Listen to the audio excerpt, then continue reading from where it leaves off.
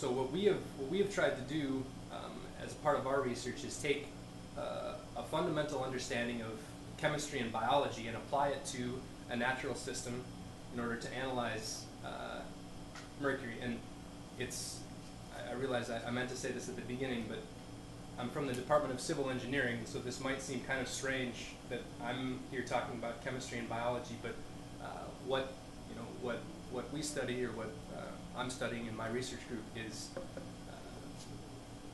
really more environmental and water resources engineering, and engineering because we're trying to find and engineer management solutions for environmental contamination. So if there is some environmental problem out there, we as engineers try to find some way to deal with that, and that's how the engineering kind of fits in all of this.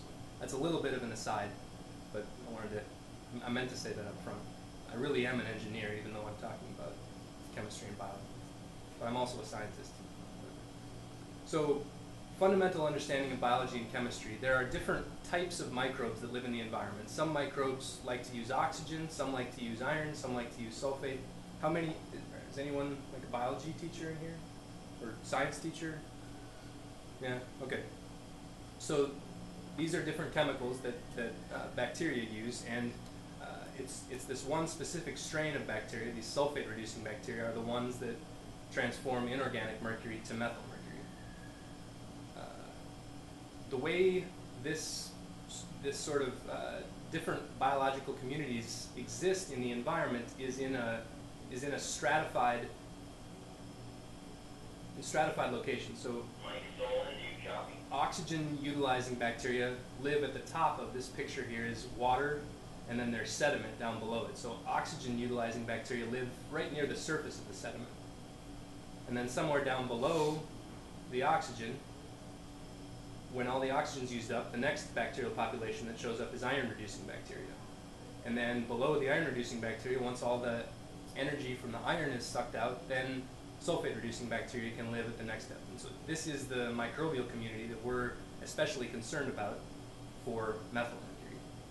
So in general, our research is trying to answer the question, how do these different biological processes affect contaminants? And specifically, we're talking about just mercury today.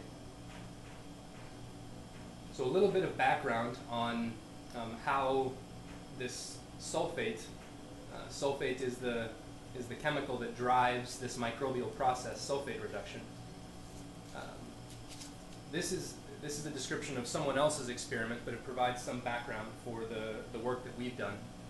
So this is an experiment that was performed in sort of north-central Minnesota by some folks from the Twin Cities campus and the Pollution Control Agency. There was an experimental wetland, and this is a picture of the wetland, and on one half of the wetland they added a bunch of sulfate.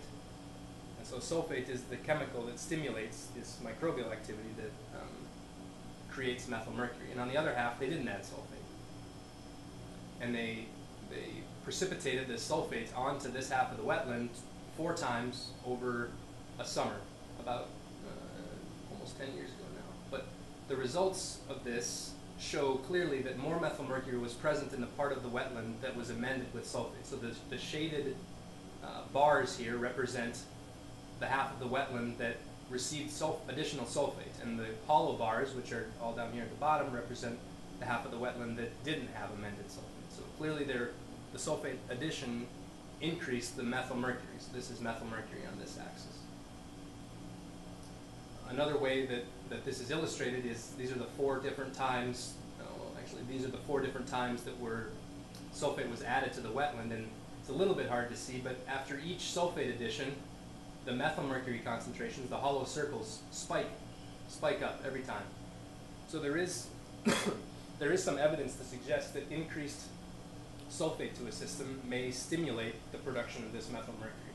And so from an engineering standpoint, then we have to think about, are there ways that we can reduce sulfate to the environment or minimize the effects of that sulfate once it gets to the environment.